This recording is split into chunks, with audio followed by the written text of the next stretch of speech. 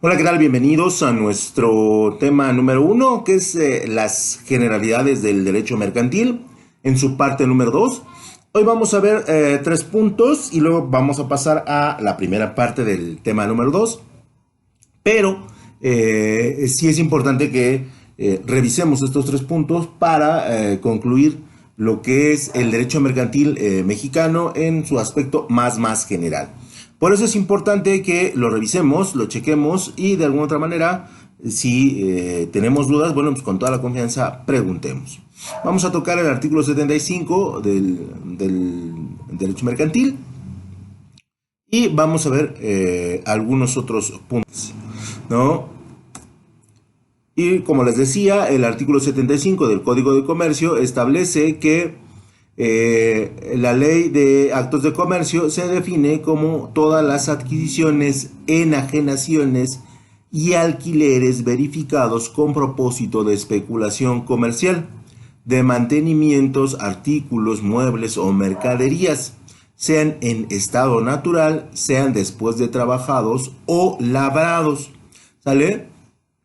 Y aquí nos establece que el artículo 75 establece que prácticamente toda la actividad que realiza la industria se considera un acto de comercio. Las compras y ventas de bienes inmuebles cuando se hagan con dicho propósito de especulación comercial.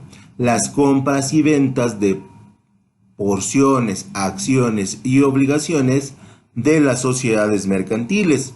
Los contratos relativos y obligaciones del Estado u otros títulos de crédito corrientes en el comercio, las empresas de abastecimientos y suministros, las empresas de construcción y trabajo público y privado, y las empresas de fabricación y de manufacturación.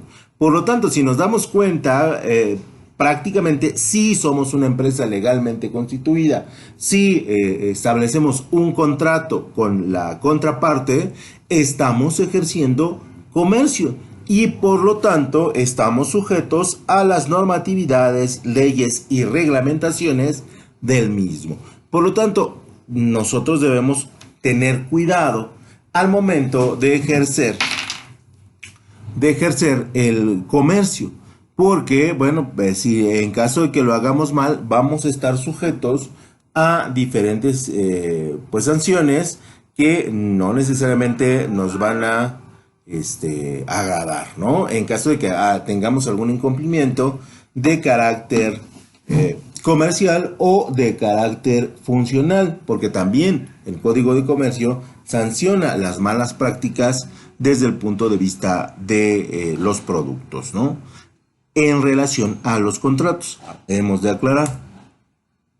También tenemos las empresas de transporte de personas o cosas por tierra o por agua, las empresas de turismo, las librerías y las empresas editoriales y tipográficas, las empresas de comisiones de agencias, de oficinas de negocios comerciales, casas de empeño y establecimientos públicos de moneda. Las empresas de espectáculos públicos, las operaciones de comisiones mercantiles, las operaciones de mediación de negocios mercantiles y las operaciones de banco. Y ahí tenemos otros ejemplos, hay muchos más, simplemente queremos cuáles son las principales actividades que regula el artículo 75 del Código de Comercio. También todos los contratos relativos al comercio marítimo y a la navegación interior y exterior, los contratos de seguro de toda especie, siempre que sean hechas por empresas legalmente constituidas, los depósitos por causa de comercio, los depósitos en almacenes generales y todas las operaciones hechas sobre los certificados de depósito y bonos de prenda librados por el mismo. A lo mejor aquí lo desconocen, pero hay almacenes de depósito. Si ustedes trabajan azúcar, trigo, harina, etc., maíz, y no tienes dónde guardarlos o los van a transportar a otra empresa y tú ya los quieres sacar, puedes llevarlos a los depósitos de almacenes generales, guardarlos y que llegue la otra empresa, bueno, que llegue la empresa que te los compró y se los pueda llevar. Ahí te cobran una comisión y estos pertenecen al gobierno federal. Ya los puedes dejar durante 3 4 meses o menos o el tiempo que necesites para que se trasladen o para que se haga la operación comercial que tú tienes. Esto con la intención de que el producto que tú estás guardando no se eche a perder y esté en las condiciones óptimas de uso. Ese es en los términos que se utilizan los depósitos de almacenes generales. ¿Sale? Y ahí también es un acto de comercio. Los cheques, letras de cambio o remesas de dinero de una plaza a otra entre toda clase de personas. Los vales u otros títulos a la orden o al portador y las obligaciones de los comerciantes a no ser que se pruebe que se derivan de una causa extraña al comercio. Dejemos el artículo 75 del Código de Comercio y vamos a pasar a las leyes complementarias. Y nosotros decimos que en México los actos de comercio son regulados por el Código de Comercio y demás leyes mercantiles.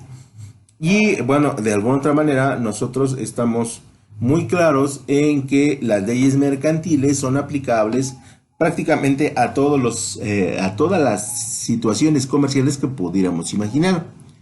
Y a falta de disposiciones de estas leyes serán aplicables las disposiciones contenidas en el Código Civil Federal. Esto ya lo habíamos mencionado, pero es importantísimo mencionarlo porque necesitamos que si algo no se ha contemplado aquí, pues el Código Civil Federal lo va a tomar y lo va a estudiar y luego si es necesario o si es importante lo va a incorporar a los códigos de comercio en posteriores en posteriores periodos que se avale por los senadores y diputados, ¿no? En las siguientes legislaturas o en los siguientes periodos de legislar. Entonces, bueno, siempre las personas que ejercen el comercio, siempre están de alguna o de otra manera cubiertas en caso de que algo que no tenemos contemplado, pues, se presente, ¿no? Sí debemos decir que como en todas las leyes mexicanas, y como en todos los procesos legales, estos son muy lentos.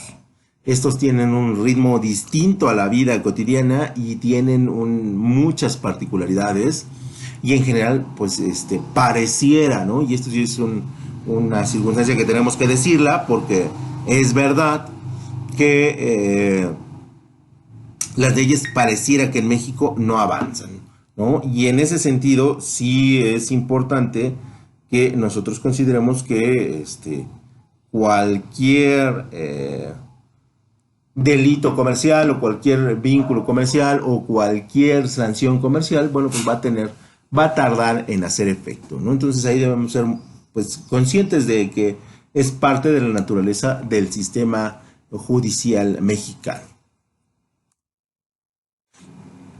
Algunas de estas leyes mercantiles son la ley del comercio exterior, ¿no? Que no regula propiamente el comercio o los actos de comercio al interior, pero que sí regula hoy cada vez más el hecho de que las empresas, bueno, se comercialicen o adquieran o compartan o se fusionen o trabajen estratégicamente con empresas de otros países, ¿no? Las leyes de concurso mercantil, las leyes de instituciones de crédito, que bueno, ahí también en México apenas hace algunos años se tiene fortaleza en las instituciones de crédito, aunque repito, son extremadamente lentas, ¿no? Las leyes generales de sociedades mercantiles, ¿no?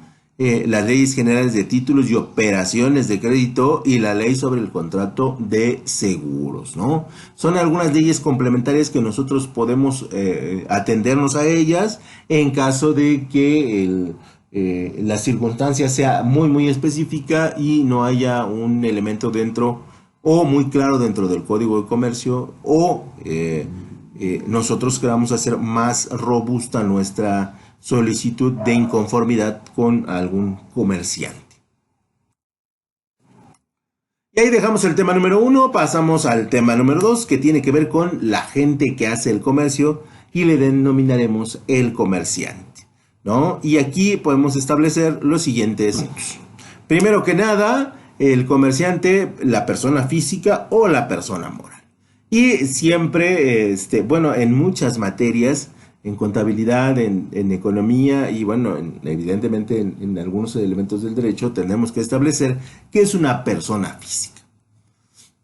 Y estas son identificadas exclusivamente por el nombre, por ejemplo, como Alejandro Sánchez o Juan Ramírez o Juanito Pérez, ¿no? Y son personas, aquí las personas físicas son personas y se identifican con su nombre. ¿Y cuál es la diferencia con las personas morales? Las personas morales tienen una razón social u otro nombre independiente al que las personas lo conforman. Nosotros podemos ser Alejandro Sánchez, Juanito Pérez y no sé, Carlos Ramírez, ¿no? Pero cuando nosotros nos volvemos JAK, Sociedad Anónima de Capital Variable, entonces nos volvemos no nosotros como individuos, no, sino como la sociedad nos volvemos una persona moral. Por lo tanto, todas las empresas legalmente constituidas se les considera personas morales. ¿Estamos de acuerdo? Desde el punto de vista del concepto del comerciante.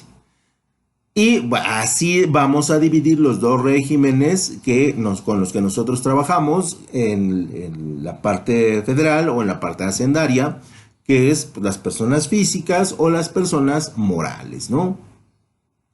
¿Cuál es la diferencia? Bueno, pues la gran diferencia entre las físicas y las morales es que una persona física puede ser un empleado, profesionista o comerciante, y la persona moral representa a una empresa, a una sociedad mercantil o a una sociedad civil, con las repercusiones legales que esto implica. Una vez que establecemos la diferencia entre las personas físicas y las personas morales, establecemos los requisitos legales para ser un comerciante. Y bueno, lo primero que nada es que necesitamos sacar el NIF, ¿no? El número de identificación fiscal, ¿no? Necesitamos comprobar la inscripción al registro público de comercio. Necesitamos formalizar los requisitos administrativos y legales que se solicita para ser el comerciante o la persona moral. El ciudadano comerciante debe tener un correcto estado mental y estar libre de prohibiciones judiciales. Ojo con ese dato, que es bien importante, ¿no? Y que evidentemente se va a revisar para que nos den para formalizar los requisitos administrativos. Los requisitos legales para ser un comerciante deben estar inscritos en el registro público de comercio, el cual tiene que reflejar los siguientes puntos: los instrumentos públicos otorgados por corredores o notarios acreditados, ¿sale? Tiene que ser con notario. Las resoluciones y disposiciones judiciales administrativas, tener a la mano los documentos privados certificados por un notario o corredor, que en nuestro caso son notarios, presentar documentos debidamente reglamentados por la ley.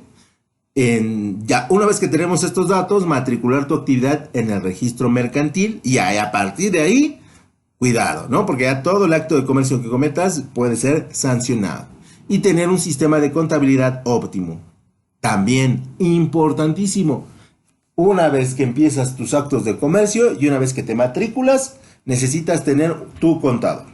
Y a partir del segundo bimestre o del primer bimestre que corres al registrarte en la Secretaría de Hacienda y Crédito Público, tienes que poner o tienes que establecer tu situación fiscal o qué sucedió en esos 2 meses, independientemente de que hayas generado ingresos, independientemente de que no los hayas generado. O sea, a partir de ahí empiezan tus declaraciones,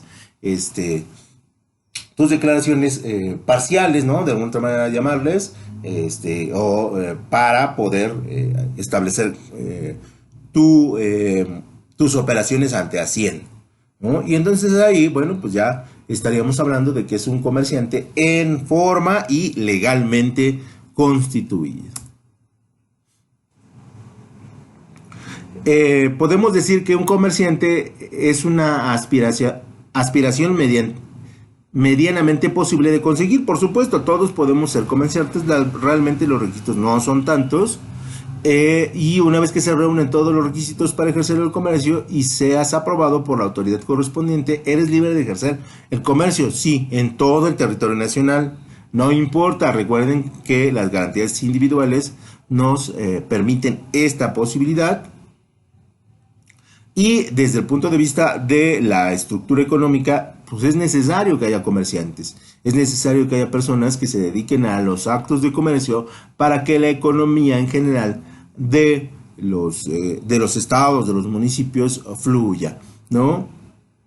Y mientras más comerciantes, pues la competitividad sube, los precios en teoría se mantienen y pues se genera por el otro lado empleo, ¿no?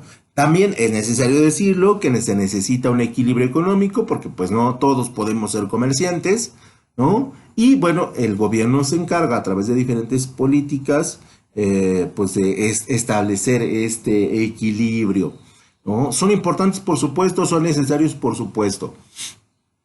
En ocasiones se nos ponen muchísimas trabas para ejercer el comercio o son realmente pues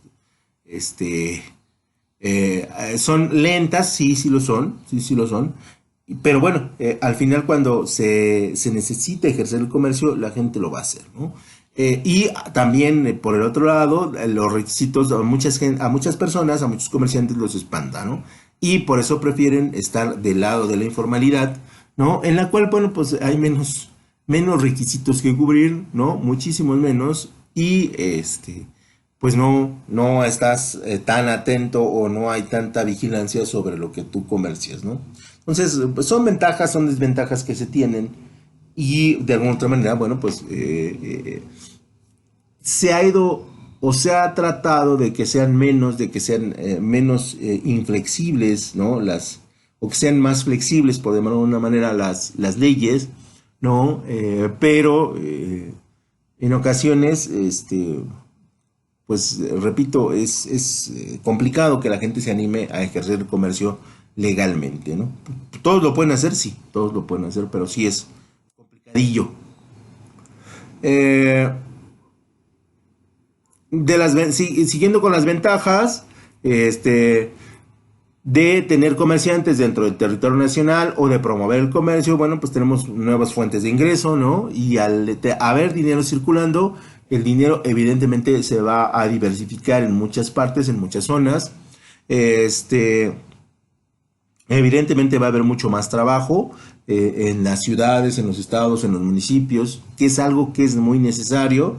Eh, También se generan, pues, marcas poderosas, comercios poderosos y clientelas especializadas para los comercios que se ejercen. Ya para cuando el comerciante está bien constituido y tiene ya cierto nivel de prestigio, pues hay un avance en las tecnologías aplicables al comercio y las tecnologías aplicables a los consumidores desde el punto de vista del comercio.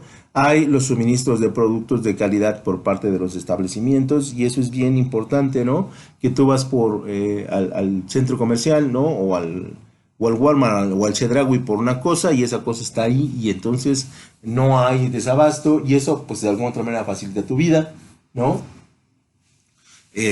Cosas que por ejemplo hace 3 años, ¿no? Decían que íbamos a tener desabasto, ¿no? Y hoy pues no tendremos dinero, ¿no? O no es suficiente dinero para adquirir todo lo que queremos, pero que los productos están ahí, ¿no? Y de alguna otra manera, bueno, los comerciantes están cumpliendo su función. ¿Quiénes están prohibidos legalmente para ejercer el comercio? Bueno, según el derecho mercantil mexicano, no pueden ejercer el comercio ni los corredores, ni los quebrados que no hayan sido rehabilitados, ni los que están por sentencias ejecutorias hayan sido condenados por delitos contra la propiedad, incluyendo el estado de falsedad, el peculado, el cohecho y la concusión, ¿vale? Solamente estas personas no pueden ejercer comercio y aquí tendremos que establecer varios puntos. Primero que nada, establecer que los corredores son, es un auxiliar del comercio que brinda a las pequeñas y medianas empresas servicios jurídicos para agilizar y dar certeza a los negocios comerciales. ¿Estamos de acuerdo? El corredor es una persona que le auxilia al comerciante para, desde el punto de vista legal, para que un trato comercial se logre, ¿no? Y entonces eso nos permite que, bueno, nos ayuden muchísimo en la parte comercial, ¿no? Por el otro lado, los quebrados son las personas que se declaran insolventes. ¿Qué quiere decir insolventes? Que no pueden pagar sus obligaciones comerciales y por lo tanto ellos no pueden seguir ejerciendo el comercio porque no tienen dinero para pagar y la ley los impide a ejercer los actos de comercio, ¿no? Y entonces así pues no se puede ejercer el comercio, están impedidos. Después vendría lo que son los rehabilitados, que son las personas que se les ejecutó una sanción penal y que todavía la están cumpliendo y que por lo tanto no pueden ejercer el comercio que decimos que las personas que están en sentencia ejecutoria, bueno, pues no pueden ejercer el comercio. Estas personas a lo mejor ya cumplieron su sentencia, pero todavía no reciben la carta que autorice que ya no hay delito que perseguir. ¿Sale? Y entonces estas personas no pueden ejercer el comercio, ¿no? Las personas que hayan falseado información de su empresa, de sus estados financieros, de su información como comerciante y se les haya detectado, no pueden ejercer el comercio. Las personas que se hayan vinculado a otras empresas para lastimar a un tercero en un acto de comercio no pueden hacer comercio. Y ya para los servidores públicos, aquellos que le hayan robado al Estado alguna cantidad de dinero y con ella quieran hacer actos de comercio, tampoco se les es posible si se les detecta, ¿no? Bueno, y en este caso tenemos un montón de gobernadores que han hecho peculado, que han robado, ¿no? Y hay un montón de presidentes municipales que también han robado, pero bueno, como no se les detecta, como no se les identifica el peculado o no se les prueba el peculado, entonces ahí, bueno, pues no hay problema. Pero en el caso de que esté corriendo una sentencia por peculado, ellos no pueden ejercer el comercio. Por mi parte, pues, muchachos, ojalá les haya agradado en la sesión Zoom. Gracias por su atención y nos vemos.